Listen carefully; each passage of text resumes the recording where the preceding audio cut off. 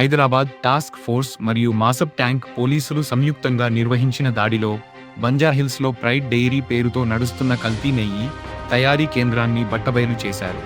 యజమాని మొహమ్మద్ జునైద్ హుస్సేన్ను అరెస్ట్ చేసి సుమారు 18.26 లక్షల విలువైన కల్తీ నెయ్యి మరియు తయారీ సామగ్రిని స్వాధీనం చేసుకున్నారు.